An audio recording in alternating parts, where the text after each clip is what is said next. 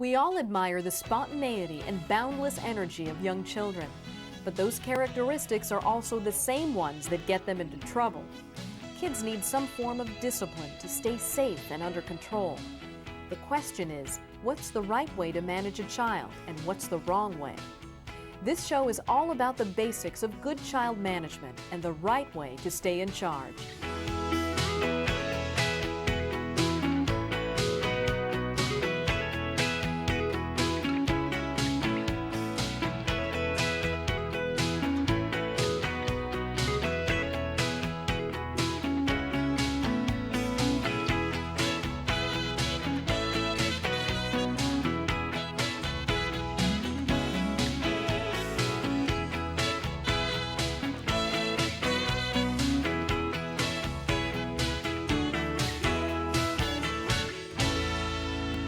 We all know how uncomfortable it is to be around a child who's out of control.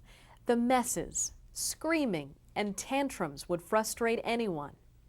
It's easy to understand how important child discipline is for the well-being of parents everywhere. It's also absolutely necessary for the child. Teaching children discipline, child management skills is how they learn to manage their own behavior.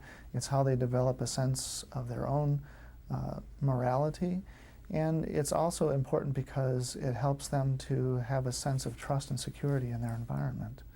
If they didn't have someone helping them to keep themselves in control, then they would personally feel so out of control that they wouldn't know what expectations are, they wouldn't know what to do with themselves.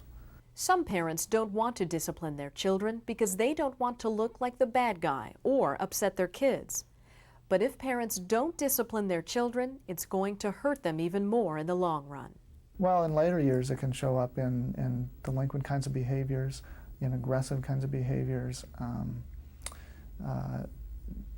children who are probably less likely to be successful in work and relationships and all those things. The way you discipline your children will have a strong impact on their relationship with you. It will also influence the choices they make and how they relate to the rest of the world. That's why it's so important that parents use good child management techniques. Bad child management uses force and power to control.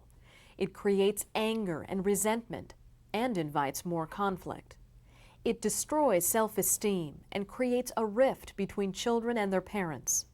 It also warps children's sense of morality by showing them they need to manipulate others to get what they want. Good child management, on the other hand, keeps the child's self-esteem and loving nature intact. It teaches kids a sense of morality based on compassion and caring.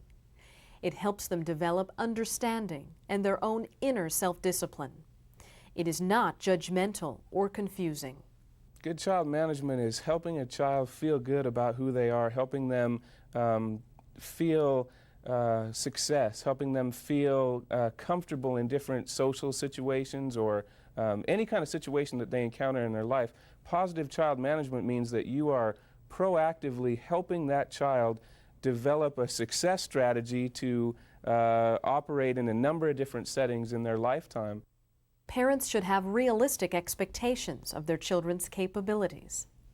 Sometimes parents ask children to behave in ways that are impossible for their age group. When that happens, both parents and children get frustrated and upset.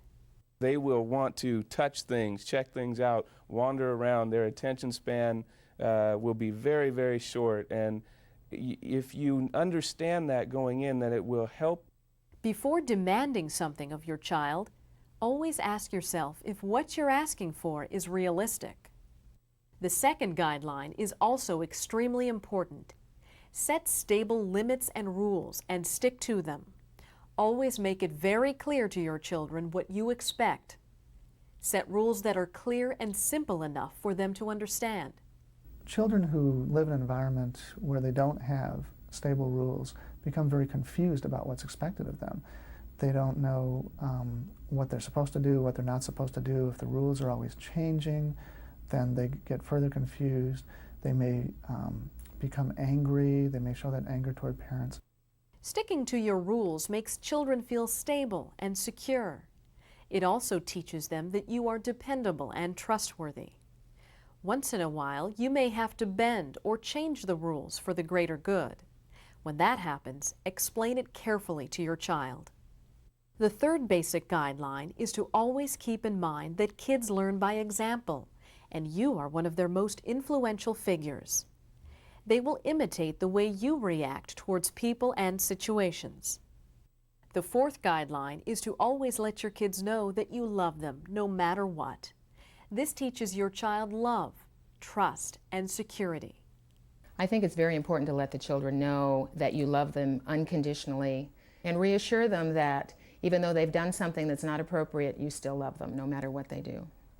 Enforcing rules and limits is often the biggest challenge for parents. The methods that parents use to enforce rules will mold their children's morality and understanding of the world. First, let's start out with some don'ts for enforcing rules. Don't rely on a system of bribes to control your child. A bribe is when you give your child a reward before they act out the desired behavior. For example, a bribe would be if you told your child you will give him some candy now if he promises to make his bed later, or telling the child you will take him to the fair now if he promises to go to bed on time later on that night. The important relationship here is what comes first. In bribes, the reward comes first. With effective reward programs, the reward comes after the behavior you want, either increased or decreased. Bribes are short-lived because the child soon conveniently forgets the second half of the deal. Rewards such as encouragement and special treats have long-lasting positive consequences. There are some behaviors that are really very difficult to get under control with some children. And so I think that in those cases, you may want to look at setting up a system of rewards where a child may earn something like going to get an ice cream cone or something. But it's not the ice cream cone that really is what entices the child and really changes the behavior in the long run. It's that child-parent interaction where the child gets a lot of encouragement that really is going to have the long-term effect. The second discipline technique to avoid is using a system of threats and punishment. Like bribery, it teaches kids a poor lesson about life and how to relate to others. If children learn that bribing is what gets what they need, if they learn that intimidation is what gets them what they need, then that's what they're going to use as they get older. They'll be more likely to be more aggressive, more intimidating. Threats and intimidation frighten children and can destroy their ability to trust. Threats to take away love or leave a child are especially damaging to the child and the parent-child relationship. The third don't in dealing with children is corporal punishment. Corporal punishment is spanking children or in some other way hurting them physically. Corporal punishment is another form of intimidation and is rarely acceptable. In the long run, it's ineffective and harmful to the child. It will stop a child sometimes, but it'll only stop them in the short run. And what it teaches them, again, is that might is right, that the stronger will defeat the less strong. And so kids who are subject to corporal punishment are more likely to become aggressive in childhood and even into adulthood. Hitting children also causes severe damage to their self-esteem. Self-esteem is basically a child's sense of their self-worth, what they're worthy of. It's what gives them the kind of the confidence to take risks and to try out new things. Children who are hit are going to feel that what they're worthy of is being hit, that if they try new things, they may get hit, that if they try to take risks, that they're going to get hit. And so their self-esteem stays very, very low. Verbal abuse also destroys a child's self-esteem. Sometimes when parents are angry, they use verbal abuse to control their children. Verbal abuse refers to things like put-downs, sarcasm, ridicule, and humiliation. It includes phrases like, "Why can't you be good like your sister?" or "You're so stupid." Comments like these are extremely damaging to children because they look to their parents first and foremost for approval. Put downs are not a good idea because it simply destroys the children's self-esteem and it doesn't teach them anything. It's important to say things to children that connects their behavior with how you respond to them. So rather than saying something to your child like, "You're stupid," you might say something like, "I wonder if there's a better way that you could do that." While there are proven methods that don't work with children, there are also proven methods that do. One positive way to manage your children is to explain to them why their behavior is wrong. Then ask them to stop doing it. Parents should also explain the correct way to behave. As children become older, it's important to explain to them more and more what is wrong with the behaviors that they're doing. With a 2-year-old, you're not as likely to do that because they're not going to understand necessarily what you're talking about. A very brief explanation: if you swing the bat in the house, you could break something. Maybe a way for a 2-year-old to begin to understand what's wrong with behavior. Often just talking to your children is not enough to steer them back on the right track. One technique you can use in those cases is to withhold privileges. Probably the most effective way to withhold privileges is to use logical consequences. For example, if a child is swinging a bat in the house, the logical consequence of that is that you take the bat away, and you explain to the child why you take the bat away. However, if a child is swinging a bat in the house, a not very logical consequence might be that they have to go sit in their room for an hour or something like that. They may not make the connection between swinging the bat, sitting in the room. If your child is playing with a bowl of ice cream and smearing it on the table, you could take the ice cream away as a logical consequence of his behavior. If your child strays too far on his tricycle, you could take the tricycle away for a short time.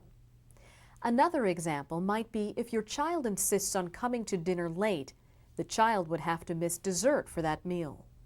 As we mentioned earlier, an effective system of rewards can be another way to steer your children's behavior in the right direction. To make the system work, give your children the reward as soon as possible after the good behavior is accomplished. You can give them little stars to stick on a chart every time they do a chore correctly. And then at the end of the week, give them a small prize. Usually your rewards should be privileges, like staying up a little later rather than store-bought goodies. Keep your system simple and uncomplicated, and include the child in the process of developing your reward system. Another effective technique is to help children solve their own problems. Pat Vanderwerf explained one situation where she found a little girl crying. And Julia said, "Dan took the red scoop away from me." And I looked at Dan and said, "Well, why did you do that, Dan?" He said, "Because I wanted to use it." And I said, "Well, what do you need to do if you want to use this scoop?" And he said, "Ask Julia." I said, "Right." This technique is beneficial in that it helps the children in later years, that it's not appropriate as an adult to punch or to hit or to kick. You need to try and solve your problems by using words and working it out. Timeouts is another discipline tool that often works with young children. Usually it's reserved for times when other less severe methods fail. Timeouts is a form of discipline where you put the child in a non-stimulating place for a brief period of time as a way to get control of their behavior. The general rule that people like to use with timeouts is that you time a child out for 1 minute for every year old that they are. If they're 5 years old, then the timeout should be 5 minutes. And that it's really, I've seen some people do some great work in terms of developing timeouts as a time to think. When parents begin a timeout, they should do so in a calm and firm manner. They should try to control their anger no matter how upset they are. Kids should be sent to a non-stimulating environment, like a staircase. If you're away from home, simply stop and turn away from the child.